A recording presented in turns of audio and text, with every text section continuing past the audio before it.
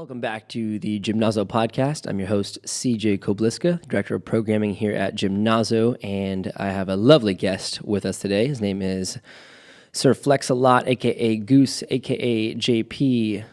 Johnny, what else do they call you? Dude, I'm Johnny Two Tails, the transverse playing tiger. I scream it from the mountaintops, man. Just an absolute goon we got on here today, and it's going to be a great conversation about all things function and specifically using one of the greatest tools of all time, a bendable stick, aka a rope, the rotational movement training rope, coming from WEC Method. I had my first exposure to the rope, 2019, over summer, and ever since then, I have done nothing but appreciate my training more and dove deeper into my own intentions with how I move, specifically with gait, with running, with lifting, and just making movement easier, trying to get movement for free. And Jonathan over here has had a similar experience just with nonstop flowing with the rope. And we're going to break down what exactly the rope is in terms of training piece of equipment, in terms of flow state, in terms of just enjoying life and understanding our body more. And I'm extremely excited to talk about this because it's an interesting conversation about movement and understanding how we're right and left sides and we're connected to our center. And there's so many techniques and right ways to do movement that the rope helps to expose if you're doing something efficiently or inefficiently, and if you're doing something purposefully or non-purposefully.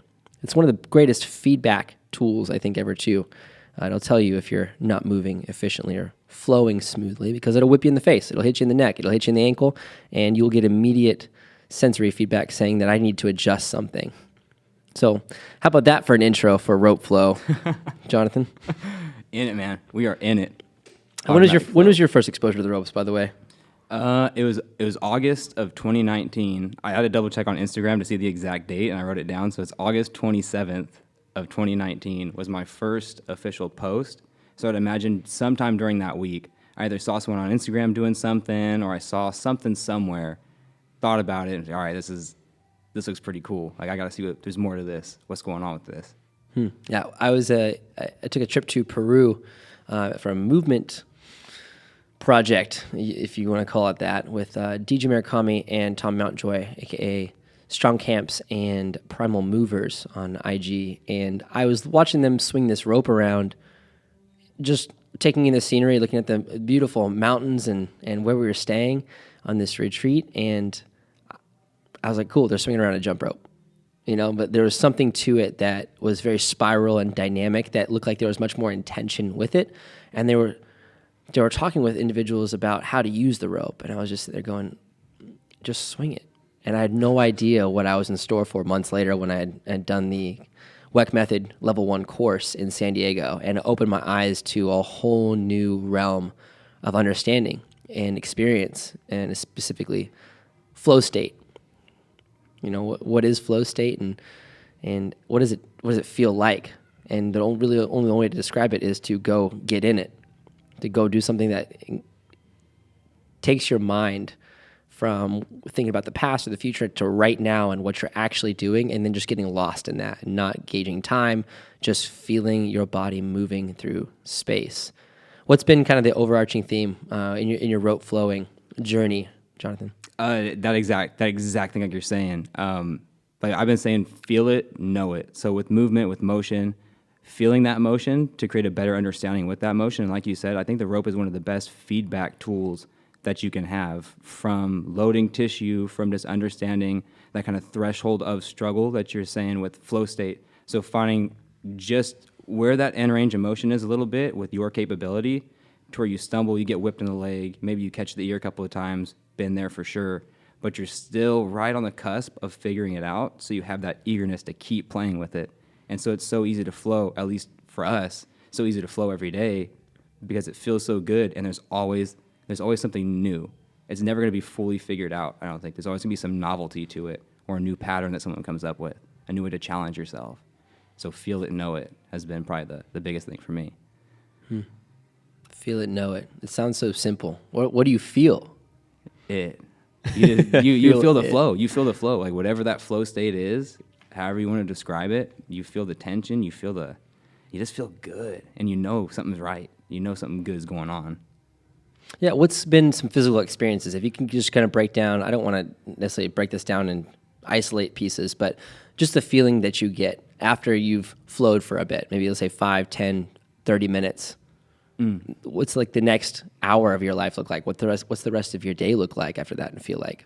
It feels very smooth. Like body-wise, moving around, we're on our feet a lot. Typically, like if I'm warming up for a day or for a workout or maybe for a podcast about rope flow, I grab the ropes for a little bit, just hit a few figure eights, and you feel loose. Hips noticeably feel better. Mind's a little bit more clear. It kind of like taps you in like, all right, I'm focused into whatever my next task is going to be. I'm focused into whatever my day has in front of me. But it almost puts you in like a mellow, kind of even keel, but focused and aware of what's going on. Yeah, you said something about you feel like more mobile or feel more access in your body and more freedom. I think it's one of the biggest benefits of starting rope flow is discovering the truth about your shoulder mobility and your spine mobility and your hip mobility and realizing where you're inhibited in your movement, because the patterns, the initial basics of figure eights or just rolling a rope and taking it like you're basically drawing an infinity sign across your body or a figure eight of sorts, and it forces you to combine all three planes of motion. You have to flex and extend, you have to laterally bend, and you have to rotate. And so it gives your spine and your shoulders an opportunity to experience the full range of availability of what you currently have access to. I remember starting out with just the figure eights, and I was like, oh, this is pretty basic, but it feels nice. And you do it for time or you do it for speed, and a couple minutes later, you just feel like you've got WD-40 dripping through your body. Just so smooth, so glidey. You just open, you're free, like you feel light and you feel like there's nothing stopping you. And now, going into a workout after having opened up, it's amazing the efficiency of just throwing a rope around in a figure eight pattern. And I've done a lot of spiral movement, throwing hammers around, swinging things around, and the rope seems to do it most effectively because you can start to sense when something's a little bit off, right? If your one side shoulder is not moving at the same speed as the other side, or you've got one dominant side and one non-dominant side, and the dominant side's trying to take over, and then you start to, every few reps, whip yourself. You start to access an awareness, a proprioception of the space around you and within you and what you're intentionally trying to do. And those basic figure eight movements of overhand and underhand, it exposes so much in our own training, in our own body. Yeah, I think you're exactly right. Like you were saying a second ago, you notice where the little like energy leaks are or where like the little hiccup in your movement is. If it's not quite fluid from one side to the other, like, all right, somewhere in there it could be more efficient. And a rope's a great way to kind of find out where is that, I don't want to say deficiency, but where could there be that improvement for a more seamless, effortless, smooth energy transfer, just a more effective way of moving. And ropes just show that so fast. It's like almost you're throwing a rope and it's like wringing out this tension or this compression that's been built up, whether you've been sitting for a while, maybe just not moving for a bit, and you start to throw the ropes and you're spitting energy at your fingertips, right? You start to throw and you're like, ooh, I'm kind of feeling tight in my shoulders and my back. Maybe I'll adjust. And you have your hips, you have your thoracic spine, you have your shoulders, and you've got your hands that can really shift essentially of what's throwing the rope, right? You could throw with your hands and your wrists. You could try to lock those down and you could throw more with your elbows and your shoulders, or you could lock those down and now you have to get the degrees of freedom from your hips and from your spine. And then if you lock everything down, it's all hip, you can still get your figure eights and you can start to body audit, if you will, what's going on in each layer of your mobile chains or mobile spots of your body, like your hips, like your thoracic spine, like your shoulders, and like your wrists. And without that tool, you can still visit all the 6 directions of your wrist moving and of your shoulder moving and of your thoracic spine going through flexion, extension, lateral bending, and rotation, and your hips going through flexion, extension, adduction, abduction, rotation, right?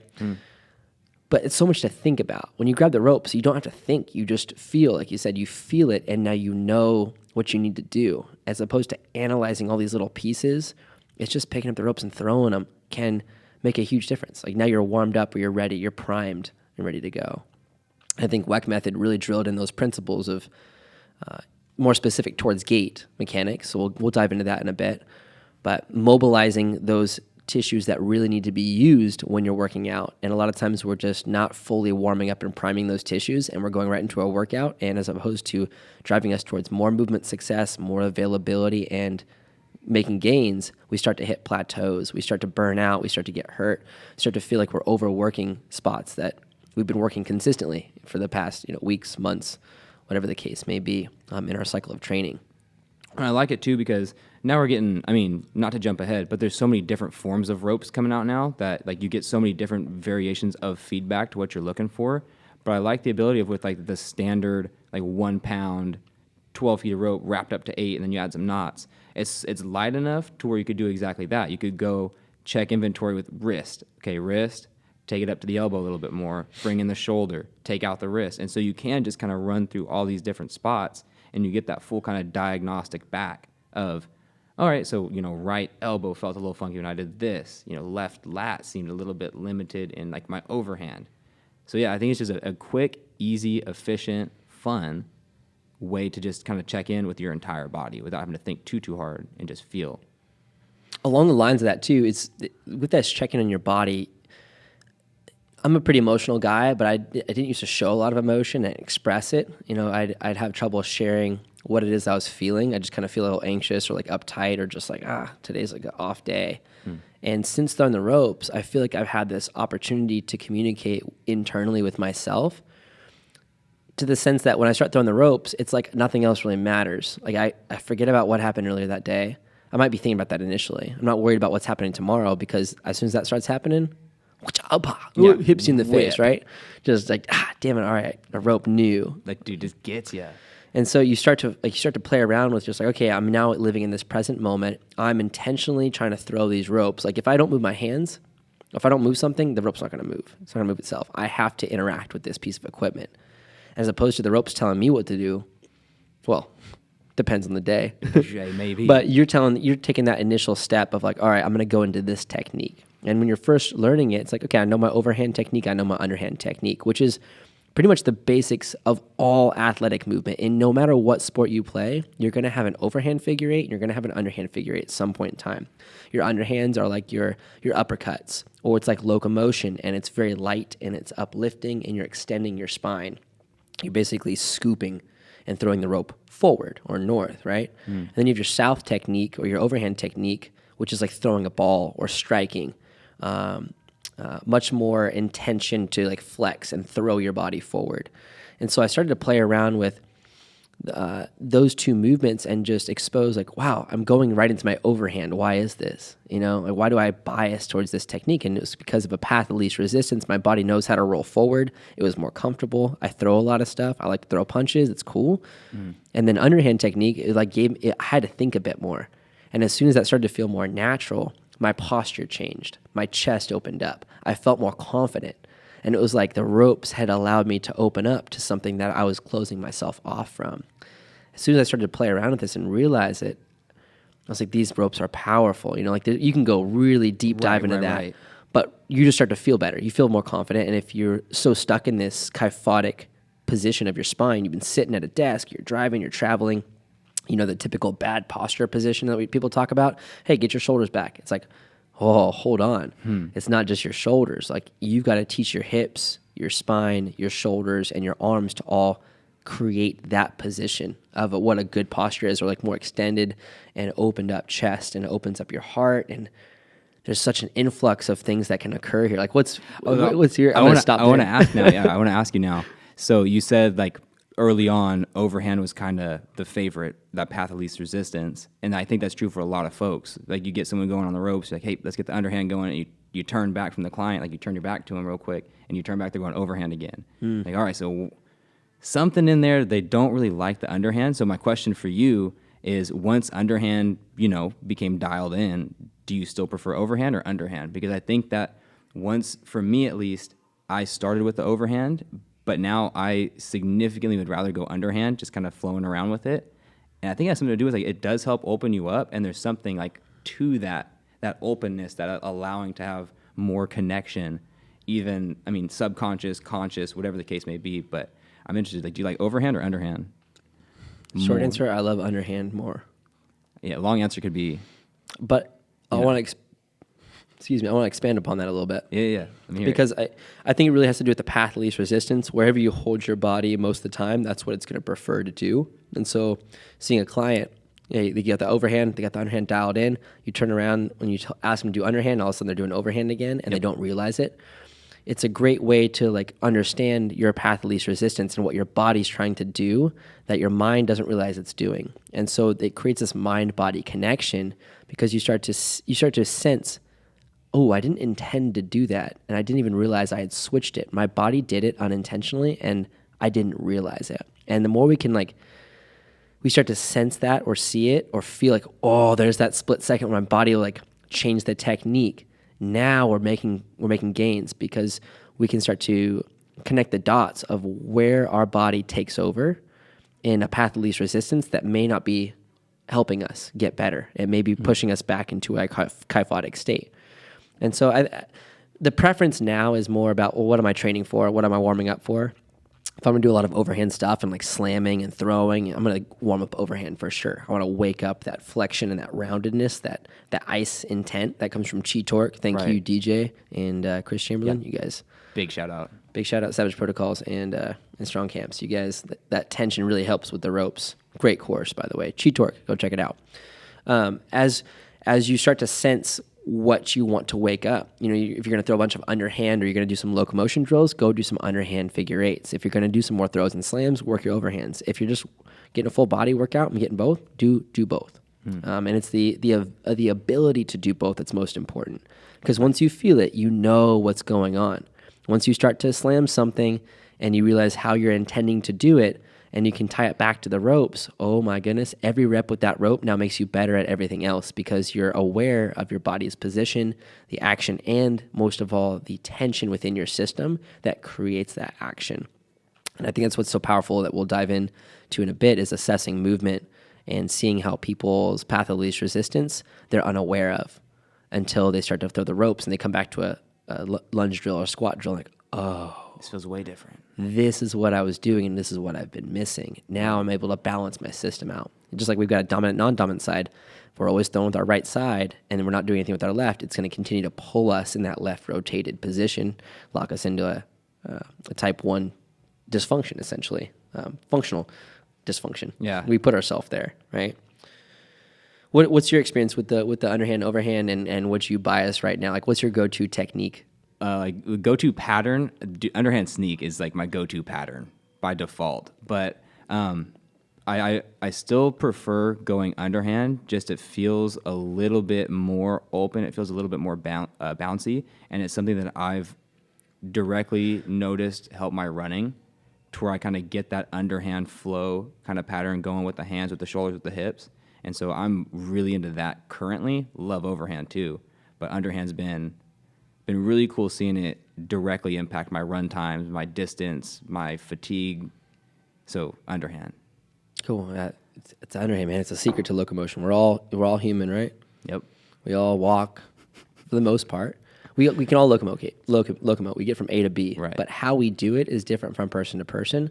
However, we have certain things within our body that allow us to do it more effectively and to feel freeing and make every rep or every step a rep to make you better versus every step is taking you more and more towards a path of dysfunction.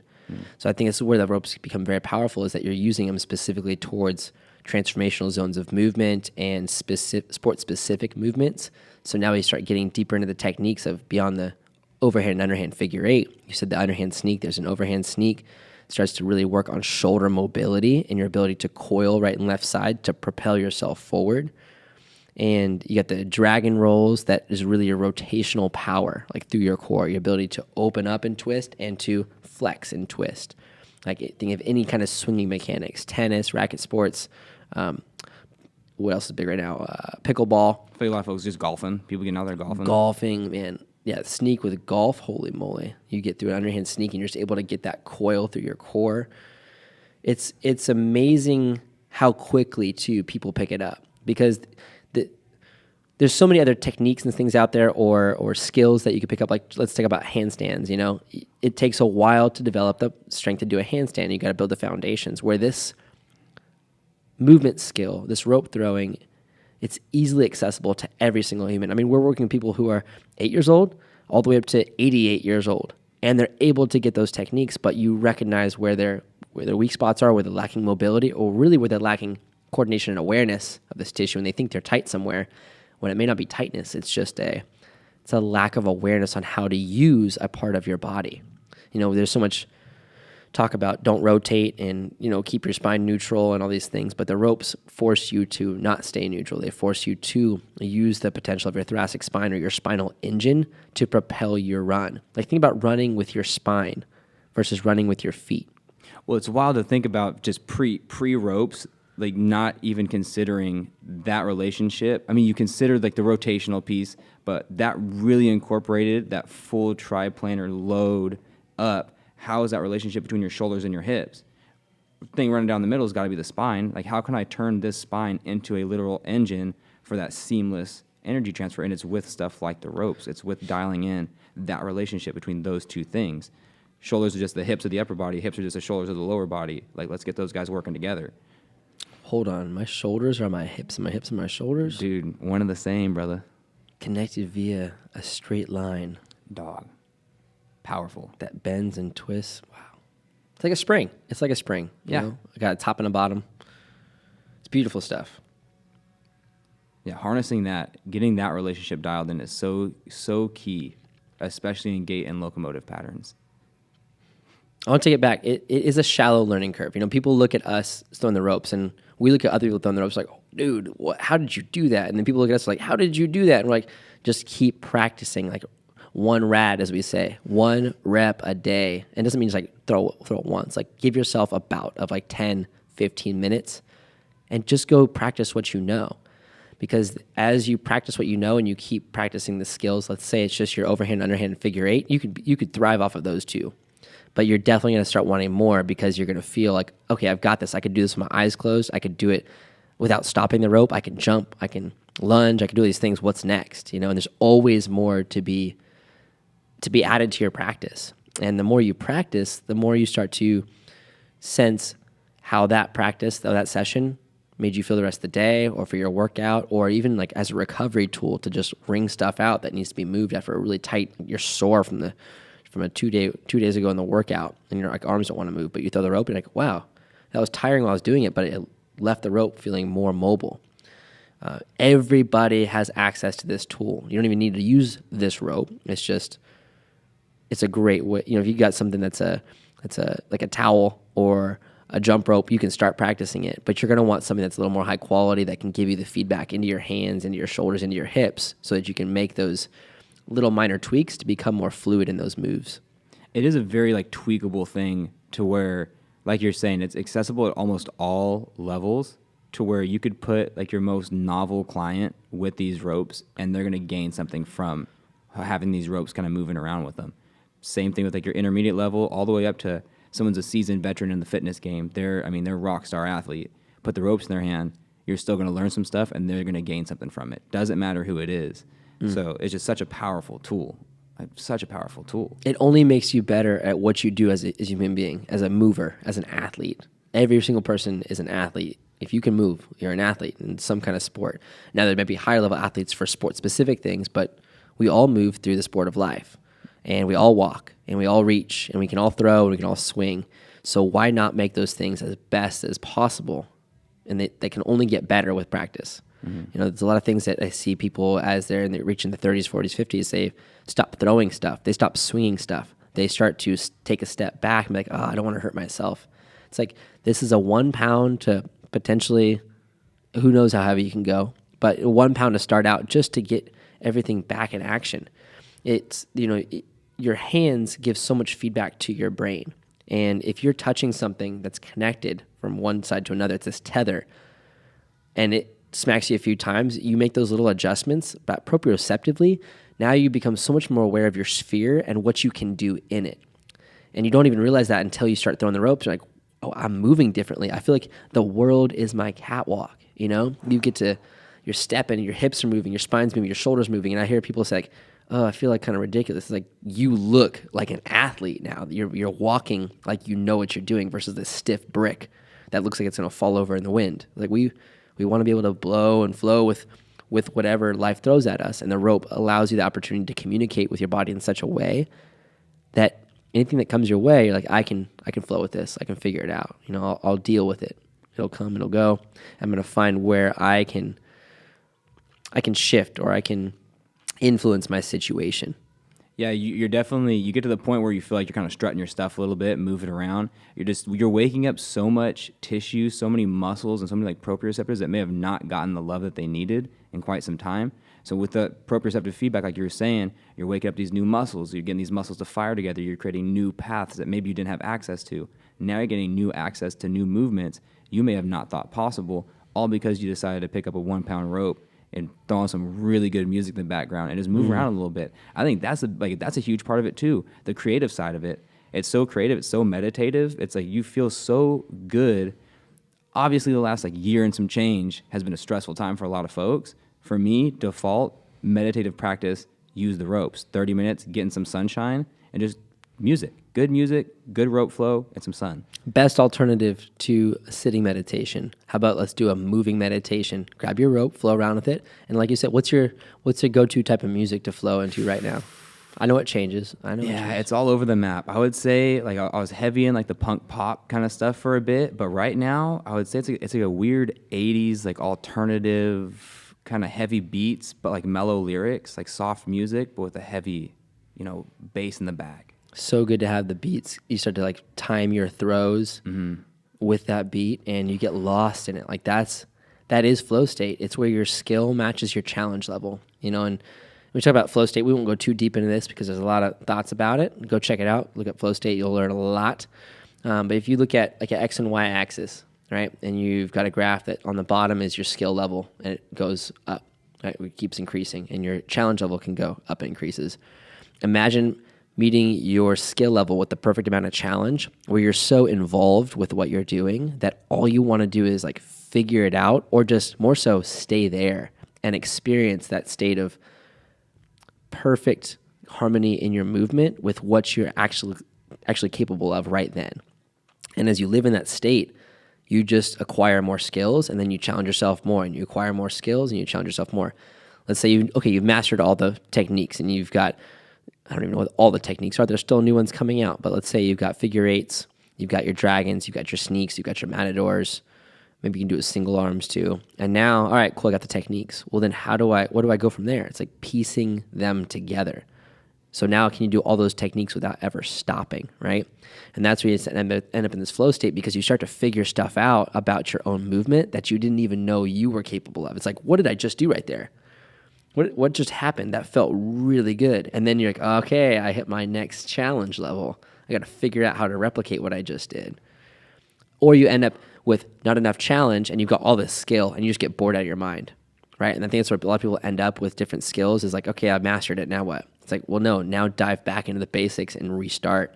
How can you make that even more thorough, more deep, more of an experience? And I think that's where we've gone, is more of that emotional expression. It's a creative side. It's a side that shows what's going on within us, and it helps inspire others through whatever positive vibes, just different intents, or you're like, what did that person just do? That's so weird. We've started to dabble more in this realm, and I want to give it out. Shout out Slush Ropes, because she's got that soul flow going with other equipment too. But major shouts out, dude. Yeah, if you're looking for a dope rope, Slush Rope. Also, winding ropes pretty good too. Winding ropes They're too. pretty solid. They got some weighted ropes. I was gonna say, and the winding / slush collab. Oh, they got all kinds of yeah, you know what I'm saying. You're wearing it, yeah. Rocking it right now. But yeah, big shouts out to them, dude. Good vibes, good energy. I want to give more shout outs too. We got Octo Moves. That dude's killing it. Yep, rocking it. Already said on the surfer game. Yeah, Weck out there. Chris Chamberlain, Savage Protocols, dialed in. ET Strength, that dude's performance level, he like crushed 100 sneaks, alternating sneaks in a minute, jumping sneaks, 100 dragons. Like, I never hit 100 dragons in a minute. No. I kind of like fell off the bandwagon there. I was like, I got like 88 or something. I was like, oh, dude, I got to really work at this. Dude, yeah, we were right there, like flirting with that 90 line. I put some slower beats on and just felt comfortable there. Yeah. So shout out to Ed. Yeah, dude, it's just so cool. It's just so cool because there's like all those challenges that build this cool little community. Because now bringing that up, when we did the Dragon Switch Challenge, which was like January of 2020, like just before everything kind of hit the fan a little bit, I remember there being such a push from all the rope flow folks. Like there was a little group chat going on. They're just like, hey, dude, I got like 85 on that one. So essentially the challenge for those who don't know is 60 seconds. How many dragon switches could you do in that time? And we ended up getting around that 90 range, which is awesome. Kudos to us. But yeah, there were some folks who were really cooking, but it was a community. The sense of community around it is very supportive and is it's like open. It's just like we were talking about. It opens you up. It's opened up a community to where now there's so many folks reaching out for different worldwide, wide. And so there's so many folks just like reaching out to help each other out, to share what they've learned, to share what they're practicing, to ask for help on certain things. You're seeing people from like this person in the UK is reaching out. Hey, can you like show me how to do underhand sneak again? Yeah, bro, got you. Like, let me help you out. So stuff like that, who wasn't happening before. It's so cool. It's a beautiful community supporting healthy habits and accountability of just keep getting your reps, right? Just keep practicing. Like you're going to see somebody who's so much, in quotes, better than you because you're comparing yourself to them. And it's easy to be like, I'm never going to be able to do that. And then just set them down. It's like, no, we're all in that same boat. And we're all learning together. And it's not about being better than somebody else in the rope flow community. It's about finding your flow, finding your rhythm, finding your speed, and finding what is it that you're going to flow to. Slow, fast? Are you going for performance? Are you going just to meditate? Are you going to spit out some positive vibes in the world? Go show up at a park and just swing the rope around? It's going to get people walking over like, what is going on? There's like a dancing atom out there. Like so good. So it's insane. So I actually I have a follow-up question on that then. So many styles are so different. If you have one, there's someone's flow that's your current favorite right now? Like when you see their flow, you're just like, oh, that looks so cool. Not saying it's better or worse than anybody else. It's just like, I really dig that style. I admire Chris from Weck Method so much because he's so innovative with the ropes and dude, strong, man. Yeah. He's an ox. And he'll come up with some techniques that he'll do it in slow motion. I'm like, how did he do that with his hand or his wrist? I'm like, I'm sitting there for 4 days trying to figure out how my left wrist can flip a certain way. And I'm like, then I don't even know how my wrist works anymore. I'm just like lost in it. I'm like, oh, all right, time to reset and then come back. So there's no one favorite. I love the variety and I love seeing how people just listen to different music and they're just in it. Like you're not competing with anybody, not even competing with yourself. It's all about getting to a place where your skill meets your challenge. And then the world doesn't even matter. Like you are your world in that point. Like you are so inside of your own mind and body that you connect with that source. You connect with that energy that is limitless. Like you just feel energized. You could be on a long flight, get off and have some jet lag, and you go throw the rope around for 10, 15 minutes, like you're back in it. You're going to be back in it. Recalibrated. Yeah, and I invite anybody who's listening to this, if you haven't, taken the ropes with you on like your road trip or whatever, I think that's a big piece too. Just take that with you. It's so portable. And one thing a lot of clients tell us is if they're traveling around, they're going on vacation, what's one piece of equipment? They all default like, well, I know I can take the ropes. Take the ropes. Take the ropes, man. They're gonna ask you, what's this thing in your bag, sir? Is it a weapon? What is this weapon? It could be. It could be if I weaponize it. Dude, don't make me weaponize this bad boy. But take the ropes with you. You get out of the car, hit a quick stretch, flow in that stretch. Notice how much better you feel. Feel how much better you feel. It's one of the best cardio workouts too. Low impact. So if you don't like running, spinning, swimming, it's like repetitive, it's monotonous, it gets boring after a bit. I mean, more power to you. If you like that stuff, great. This is going to make you better at those things too. But if you're worried about those activities, like I still got to get my cardio in and I don't know how to do it, spin your ropes, figure eight, fast as you can for 25 seconds. And then do that for 8 rounds. And then do another technique and do the same thing. And 30 minutes later, you're going to be like, I am sweating and I feel amazing. And your body, guess what? Now you go walk, you're going to walk better. Now you go throw a ball, you're going to throw the ball better. You're going to swing and put something up on a shelf. You're like, huh. Normally it bothers me or I do it slowly. There's one moment in, I think it was early 2020. We had a workout set up. It was 5:30 in the morning. I was walking in. I didn't see the sandbags on the ground. And I like to run through the facility. I don't walk anywhere. I just run now. Yeah, so you just sprint. Strictly underhand sneaking it through the facility, full speed. I hit this sandbag at full speed, like in my 5th step. And I saw the ground and I was like, oh God, I'm going to belly flop and smack my face and my belly and my knee. And somehow I ended up on my feet. I'd flipped over like a front flip. Didn't even touch my back on the ground. I just, my feet full on, like look back.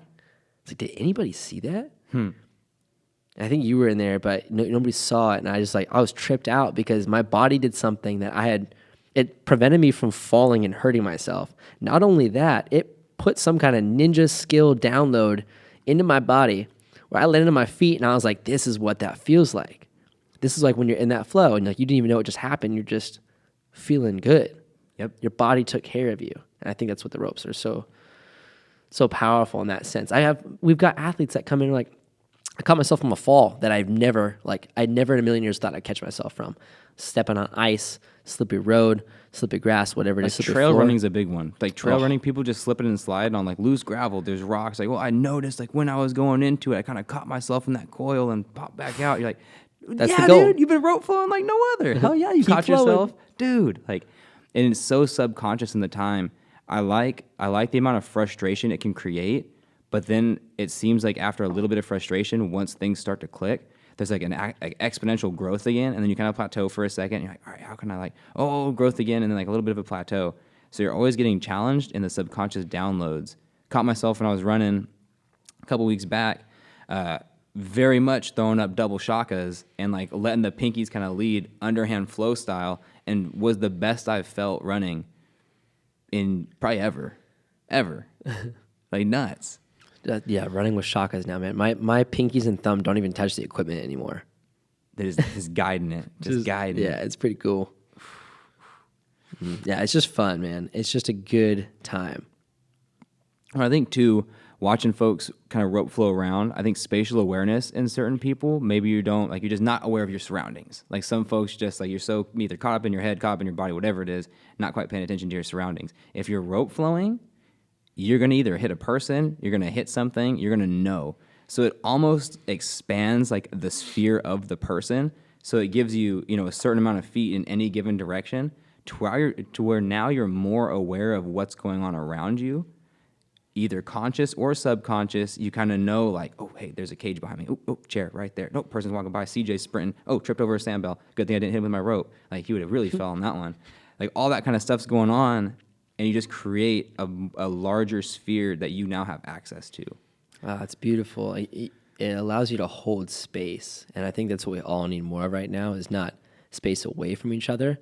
It's holding space for each other and for ourselves. And if we can hold space for ourselves and we're aware of the space around us physically, internally we're going to have more space that we know, like we're not claustrophobic inside of our own body. We feel like we've embodied our space.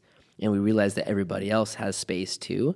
And so it's like I'm seeing so many athletes now holding space for others while they're learning. In a positive learning environment, you see somebody struggling, it's not like, oh, let me help you figure this out. It's like, I want to know where that person's struggling so I can maybe give them some feedback if they need it, but they'll get it eventually. And your feedback is, yo, just keep working at it. You'll get better. Mm-hmm. Like that's holding space. Like you're providing that little bit of encouragement, that little touching point that you told them like, I've been there and it will get better. I didn't believe it, but trust the process. Or I know where you're messing up right now and you can't figure out that technique and I know it's frustrating. Let me give you this one cue that helped me. And we start holding a space for each other to learn and to grow. And it goes so much further beyond rope flow. It goes so much into how we interact with each other and how we understand each other and that frustration and reaction mode. Because when you're learning a technique that pisses you off, like I've thrown my ropes a few times. I'm like, sorry, ropes. Like it wasn't you. It was me. It was all me. Like literally talking to my ropes, whispering. Overhand sneak, for example, was one that really frustrated me and CJ was trying to teach me. One of the few times I was just kind of like, dude, shut the hell up. Like, let me be frustrated for a second. Let me get this on my own. But after that, like you grow so much. And one of my favorite parts is when you have a client come up to you and before you can even give like some help or assistance, another client's like, oh, I'm going to help them. Now it's like, man. Dude, all right, like, let me see what you got. Because I want to see, it's that community aspect again. Mm-hmm. Same way other coaches, other people are reaching out to us asking questions, even within the smaller Gymnazo community, you see a client pick up the ropes for like the first time, a client who's been working on it for a couple months. It's like, ooh, I know that they're new. I recognize they're new. I'm going to come help them like feel welcome and show them like the basics. It's empowering, man. It's inspiring. So empowering. Like so empowering. And to see the things click, I also think that how certain moves, certain patterns, certain rhythms took us so long that now other folks are picking them up seamlessly. I think that like evolution of skill acquisition is so cool and so interesting. There was some study, I know you talked about this before. I'm going to butcher it. I don't know exactly, but the premise was something like they were looking at monkeys on a beach or something, or monkeys somewhere trying to open up a nut. And monkeys couldn't figure it out. Like one monkey figured it out in another part of the globe, cracked it open with like a rock or some way they got the nut. And having no communication between those monkeys, the other monkeys figured it out. It's like there's a mental, like a fourth dimensional space that if one of your species figures it out, eventually the whole species does. And the faster that more people, more of that species do, the faster others do. And we're seeing that not just here, but I feel like through social media, either we're being exposed to it through the algorithm and it's just showing us more of what we're doing, or there's actually more people in the world doing this and figuring it out much faster. You get somebody who it took us maybe, let's say, an hour to get the dragon roll and make it smooth. Now somebody's getting it like in 2 minutes. Oh, yeah. And now somebody just picks up the rope and now they can just figure it out themselves. Like we're getting to a point where we're allowing our bodies to move more freely through our hips and through our core and our spine and our shoulders and our elbows and our wrists, that it's creating this energetic wave of freedom that other people's bodies are picking up on, and they pick up the ropes like, wow, I get it. I feel it. I know it. This is it. Yeah. There's still some that haven't come around to the ropes, but they will. Oh, they will. They will. It's the most versatile, most functional, most liberating equipment that I think exists in this world today. I was going to say badass, too. Oh, it is badass. This is sweet. You catch some funky looks, but, every once in a while, they just don't get it. They will. You feel it. You'll know. Yeah, here, try it out. Just flow with the ropes a little bit. Well, even on that piece, like just being able to express yourself and be able to like look goofy, it's so just kind of well known now in the rope flow community. Like, hey, if you go out, you're at the beach and you're moving around with the ropes, like people are going to ask some questions. Like now you're inviting more opportunity to create an even larger like reach out of more folks rope flowing. So it just seems like it's building off of each other, like off itself so well to just keep growing and growing and growing and building this like awesome community. I want to talk about client success because I think we talked about it a little bit, but we can go a little bit deeper and more intentional of how we actually use the ropes, not just like, oh, dude, it's flow, it's so great, it's so nice. It's so like there's intention behind it too to help others discover for themselves how it can help them in their daily life and in their function. And that's what we do as movement practitioners. We're always learning about movement. You're never going to know it all about movement. The more we know, the less we actually know. It's like, oh shit, man, there's so much more out there. The great thing about the ropes is it's going to give you an honest view of how their right and left sides are communicating together. It's called the Bozo effect, thanks Weck method, that both sides utilized. And we all have a dominant side generally, but we can teach that non-dominant side, or the ones that people call the bad side, to actually be an opportunity side to balance us out, to synchronize both sides through our center and feel more balanced just within our own bodies. What's some of the things you've done with clients? Let's bring up one case study, maybe or two, that you found success with the ropes. Yeah, so I had one that stands out was just like last week. So I had a client come in and just was having some pain in the hips, like posterior hip was a little bit bound down, glute loading, things like that. And I was noticing as I was having him kind of walk up and down the turf, he was staying very, very rigid through his upper body. And I was asking him, like, hey, man, like, you ever just, loosen up through the shoulders a little bit, kind of let him roll as you're walking? And he made the connection that he didn't like his shoulders moving so much because it further loaded that posterior chain of his hip that was causing the pain. So got him on the ropes, went just neutral feet, underhand, overhand for a bit, split stance, right foot in front, left foot in front, underhand, overhand for a bit, and then just let him walk again. And noticeable difference of shoulder motion, less pain through the posterior chain of that hip, and just everything seemed to be more fluid. So there's an instant feedback of, hey, I'm gaining motion through the thoracic spine, and we're further loading that backside hip without there now being pain. That's the exact direction that we were trying to take that session. So ropes really help that. Another one would be another client I had, same kind of thing, bound down through right adductor, left glute loading, so similar kind of a gait thing going on. Had her go split stance, toe in, load the glute, and then just sit in that pulse, underhand and overhand, a minute apiece. Pain's going away, glutes starting to load, adductors opened up. It's so simple, but there's so much happening just by having that mass, that momentum, not really the ground reaction force, but without the impact. So you're still getting that load to explode from gravity, but without that impact piece. So I've seen it directly impact. I mean, a handful, if not more, like dozens and dozens and dozens, but those two stand out a lot. What about you? I want to share my experience first of my own case, like of me, because I got to feel it to believe it kind of thing. Like you can tell me everything, but if I don't experience it, like it's bullshit. I get you. I want to experience it, or I want to experience something, and then I'll help others through it. So when I went to WEC Method 1 in 2019, it was ropes, it was Bozu, it was pulsers. So there's multiple things, but I really attribute my gains in my speed, especially uphill. Like there's a run we do at Bishop Peak, which is like 2 point something miles. And I had shaved off, like every month I was doing the ropes, I was shaving off minutes. Like I'm going full tilt, whatever I can do. I'm not running the whole time. I was like, uphill is kind of tough. But after doing the ropes again and again and again, my times went so far down. I was working not as hard while running uphill. Like I felt like I was running downhill uphill at times. And I was like, oh, this is insane. And then you recognize it, like, no, now I'm working hard. So after WEC Method 1, where we analyzed gait, we were running with the ropes, doing like locomotion stuff, running in circles and just working a lot of figure eights and getting a ton.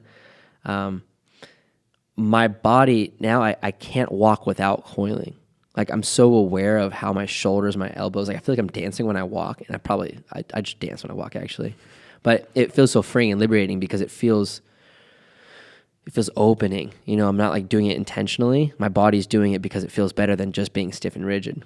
And so my speeds went up. I was lifting differently. Like I started to do different barbell lifts. There was coiling and kettlebell lifts. I was coiling. I learned a lot from Chris and Alex Canelli's programming there. And it was, I had adopted some of that, and it's like, okay, it worked for me, but they just like fudging with my brain. And like, all right, I just learned some new stuff. I'm super stoked on it. So I wanted to put it into action. And I have a lot of runners that I work with. So my first runner, she's really kyphotic up top, and she runs. She's got knee pain, ankle pain, foot pain, big toe pain when she's running on one side. And sometimes it shifts to the other foot. So I was like, how do I, we've worked on her hip, we've worked on her thoracic spine, trying to get extension, but nothing specific to actual running. It was just like running positions and loading tensions. But when you're running, it's a flow from right to left side. And if you're imbalanced, your body after a couple miles or specific amount of time is going to let you know it's imbalanced. So we started working stride mechanics and doing overhand first because she was kyphotic. Overhand came naturally. We tried to do underhand. Oh man, it was miserable. And she would get a few reps and then it would go back to overhand. She couldn't figure it out, kept whipping her ankle. So I started to work just like rolling against a wall, underhand rolls, then work to figure eights, and then like shuffling with it and using the downward momentum of the rope so that like Weck says, the up is free because you put downward force into the ground reaction force.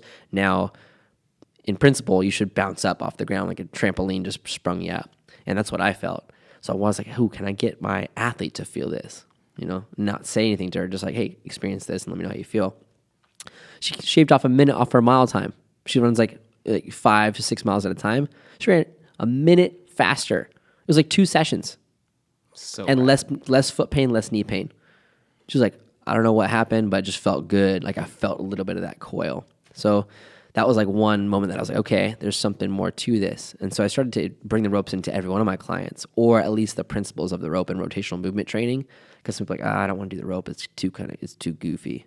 Like, so we gotta feed that teddy bear, right? Like, all right, maybe we won't use that. We'll just use a dumbbell, or maybe we'll use a barbell and work on that side coil, or maybe a resistance band. But typically, I'm trying to get all my clients into the ropes a little bit just to feel how their sides are communicating. So I've got another client. I've been working with her for now a couple of years, and she's in her, I want to say she's mid-70s, and basically horrible balance, afraid of falls, and just didn't have a lot of strength in the legs or in the upper body. So we started bringing the ropes. She wanted to like walk and go on hikes and stuff that's a little bit more impact, but worried about her knees and slipping. So we started to work, again, stride stance or single leg balance, just the figure eights. And we started to introduce the dragon roll and rotation through her spine. Now she's moving like she's 40. It's like, So good. and she just is doing, reps every other day. And that's the only thing we really shifted in her training. We still continue to work on loading and balance work, but the ropes really expose when you're fighting to one side. If you're figure eighting, you're going to see where somebody's biasing or not rotating or not using part of their pelotruncula, their pelvis, their trunk, or their scapulas. Hey, your hips aren't moving. Let's get those to twist a little bit. Then balance gets shifted. So like, okay, we need to expose your hips to more stability in that dynamic flow of that figure eight. And it's amazing how quick people can pick up on it. And then you see their progress in weeks and then in months. And you see them get younger if you're working with an older client, or you're working with a younger client, you just see them continue to gain more strength and more awareness in their own body, that you see them now when they jump, they got this pulse. When they run, they got this coil. When they throw a medicine ball, their body's naturally allowing them to lean into twist in ways that have been steered away from in fitness. Like, don't rotate, keep your spine straight. It's like, that's not how we necessarily move in function. So we can do our strength training stuff, sure, but we also need to integrate these coils or these movements or these flow mechanics, if you will, into a daily program. And it makes me think about too. So obviously we were saying we got into this like August, September 2019. We're well versed in rope flow and the ropes. But had we got our hands on this like earlier, like I would imagine now that it's becoming a little bit more mainstream, just the athletic potential of the upcoming now generation. Like I want to get kids rope flowing. Like, I think kids rope flowing would be Pick it up so fast. Yeah. And then, like, what is that going to look like when, so-and-so starts rope flowing at 10 years old?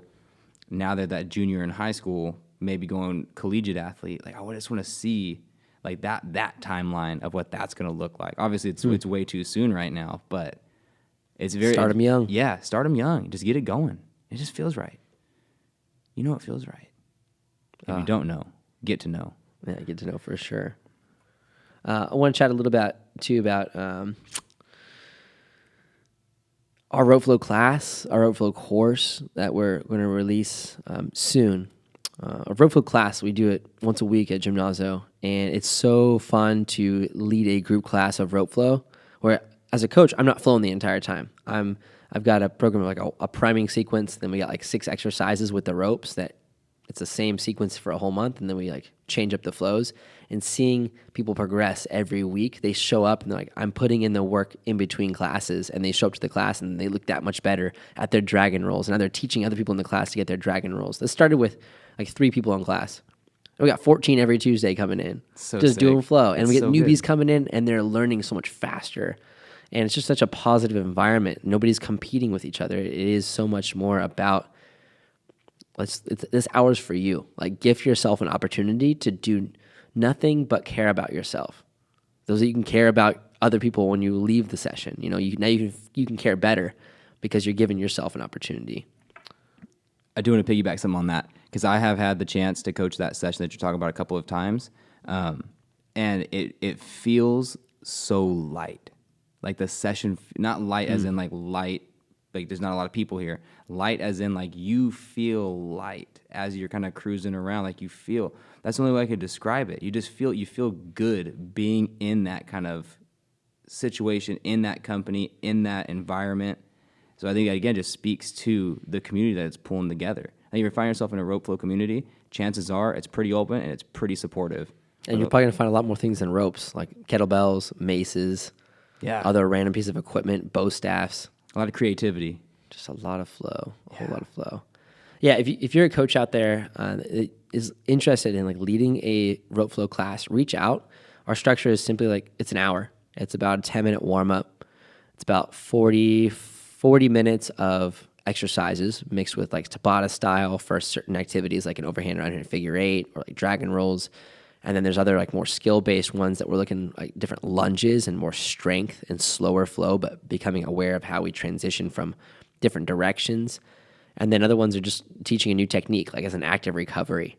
And then we finish up with a good burner that everybody can do, like a figure 8 jump switch or a dragon switch again, and then just leave some time for questions and open chat. It's so cool to witness that energy every class, and not to have it super structured that it has to everything be perfect. It's like, here's the 6 exercises we're going to work on, and these exercises are going to make you better, whether it's your racket sport, if it's agility for soccer, if it's your jumping, if it's your ability to get off the ground and still flow. Like, it's just a matter of transferring from one position to the next, and that's very much what life is. And if we're super aware of how we're sitting, standing, walking around, getting up off the ground, putting something up on a shelf, getting in our car, out of our car, or walking around the grocery store, and we feel like we're still throwing the ropes through each of these things, you can hold that flow state to a place where people are looking at you like, are you okay? Like, you seem really happy.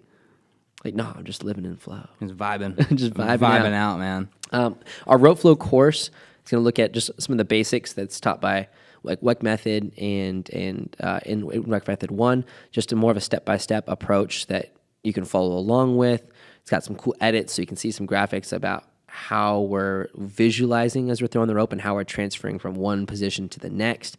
Super simple, and then gets into more intermediate techniques. It's a good couple hours of content just to sit with and to revisit and follow along and realize, wow, there's a lot more that I'm not really sure how that's even possible, but I see steps to get there. And in all honesty, it's just reps. It's just reps. Carve out yourself 5 to 10 minutes a day. You're going to realize it's probably going to be 30 minutes to an hour when you get lost in it. That's actually a good point, because I don't think we brought that up just yet. And I know we were talking about it a little bit before this. Because a lot of folks ask, hey, how did you guys, get to the current place that you're at with the ropes? And we rope flow a lot, is the short answer. So since starting, how many days have you not rope flowed since you started rope flowing? Roughly. 0, man. Yeah, right? 0. Like, I think I maybe took a weekend off once. There are some days where I only pick up the ropes for 5 minutes, though. There's some days where I'm there for like 3 hours. Yep. I got time on my hands, though, sometimes. It's like, Yeah. I don't have kids right now. I True. got dogs. They bring their rope over. I'm like, no, I'm doing my rope right now, dogs. We got our own ropes going on. Like, So everybody's got their own timeline, but everybody's got time. You just got to carve it for yourself and gift yourself that little bit of time, because it can add up. yeah, during your lunch hour, first thing in the morning, just kind of wake up, stretch a little bit, grab the ropes, 5 to 10 minutes, then start your day. Wake up 5 minutes early, grab the ropes for a second. Going surfing, do a little rope flow as you put your wetsuit on. Go move around a little bit. Going for a run before you go get in the car. Go a couple minutes of rope flow. Do some quick jump switches. Get a little heat going. Just feel that flow. You'll notice a difference. You will notice a difference. That's powerful. We got a little more time. There's some fun stuff we can go into here, and probably future of a podcast. But dreams, man, dreams and flow. Yeah. You ever dream about throwing the rope? Yes, absolutely. And that and the mace, those two tend to sneak into the dreams a bit. And I know that you share in the same way. I think that when we're practicing it so much, it is ingrained at such like a deep level that obviously we're also always analyzing movement, to where I'll have dreams of me flowing. I'm feeling the lengthening and shortening of tissue, but like also I know I'm asleep, but I'm learning these skills. And then when I come out of the dream and I try to apply them in real life, even if it's a move I've never actually done in real life before, like I learned a pattern in my sleep, which I don't like. That's uncharted podcast territory for us. But yeah, on multiple occasions, like that has happened. What about you? Yeah, I'm realizing when you get to that spot, you're working on a skill that you just can't figure out. Like you've spent 20 minutes now and you're just frustrated, and you get to that point of like, I'm done with this. Like, never gonna figure this out. That's like giving up to a point where your body now like it's surrendering to the experience. And I feel like when you hit that point, accept that, sleep on it, come back tomorrow. You might even have a dream about it, but your body's had time to process and analyze what's been going on, and it's going to eat you. It's going to eat you up. So come back to it. Give yourself a day, 2 days if you're that frustrated, but come back to it. Be patient, be gentle, and you're gonna end up feeling like, okay, that skill developed while I was sleeping. But there's some occasions where I'll have a very vivid dream where I'm throwing the rope around and I'm like stretching in my sleep. Like I'm using the rope to restore some tissues that were working. And in that experience, you can start to sense what you've been missing, or like little fine points that you can tweak and add to your rope flow, that there's no wrong way to do it. You start to realize there's so many right ways, and we tend to do what we know and what we're shown, and we, without exploring the extra side of it, which is like everything goes, you'll be limiting your full potential with the rope. And I think with those frustrations, with those dreams, with that opportunity to just practice without ever actually doing it physically and just doing it mentally, there's something to those mental reps. And there's been a lot of studies that have shown you mentally practice something and visualize yourself doing a sport, you're going to play better. You see yourself in a position or in a rough situation in that sport or in that movement, transformational zone, you're going to do it better because you visualize that. And a lot of Olympic level athletes, high level athletes, you see them, they're just in the zone, headphones on, they're focused like somebody coming down a ramp skiing or snowboarding, and they're just like moving and grooving, and they can sense what they've already been doing again and again and again. And it allows for when you're in that experience and now you wake up and now you go throw the rope or you go run, that now there's more room for you to experience. You're not anticipating anymore. You're just responding to the current moment. And you see it so much in different arts, so like performing arts, and especially with martial arts. You see them do like a floor routine. Like they practice that routine again and again and again and again and again, to the point where they can fine tune what their fingers are doing and what their face is doing and really express what's internally going on. And I think if we just accept that, it's gonna create a whole new opportunity, a whole new journey, especially as you're going into the ropes or into any new physical practice, that you just feel more connected with what you're doing. And so if you have those dreams, talk about them, comment on this, tell us. We're collecting data. We're collecting it. Bring that up, because there's been times where, again, you're frustrated on a move, and for whatever reason, like in real life, you're just like, can't get it. But then you can fine tune those details in that kind of state, and you come back and revisit it. And again, it's like consolidating information. Your body's learning while you're in like REM cycles or whatever the case may be, but it works. Like given that time, you always like walk away from something that's frustrating. It's like a crossword puzzle or something. You walk away from it, you come back, and for whatever reason, now it's easy. Boom, boom, boom. Same thing with the ropes. Walk away from it for a second, set them down, breathe, come back in, dialed. Yeah, I think closing remarks. Film yourself doing the ropes, because then you watch yourself do it, you're going to get better. You have a mirror, you could do it in front of a mirror, that's one thing, but you see yourself just in that flow state, and you're like, all right. I encourage you to post about it too. Share your rope flow journey. It's awesome to be part of this community. # rope flow, # soul flow, # Team Slush, # Gymnazo, # flow out, # flow state. Just get in there. Look up rope flow. Get in there if you're not in the mix yet. And it's been an absolute pleasure talking with you about this, because I know we've had plenty of conversations, and it's only going to go deeper, and we can get the other side of this, which is it's very esoteric and dive in. It's an interesting conversation. So share your experience. Let us know how it is, and we'll answer any questions you guys have too. Any closing remarks, Goose? No, man, just get out there, try the ropes. Again, any questions, comments, anything, like hit us up, DM, comment underneath this, reach out, call, text, FaceTime, hit me up on LinkedIn, whatever. Careful though. Yeah, careful. whatever. Might not respond. No, we will. We want to build this community as well. Hit us up. We're definitely more than willing to help y'all out. Like super stoked to have people just curious about it, for sure. And check out the Rope Flow course. It'll be launched later this year, 2021 summer. Going to be helpful for those of you just getting into the mix and want some of the love, want some of the vibe. Yeah. All right, y'all. Until next time. Peace. Deuces.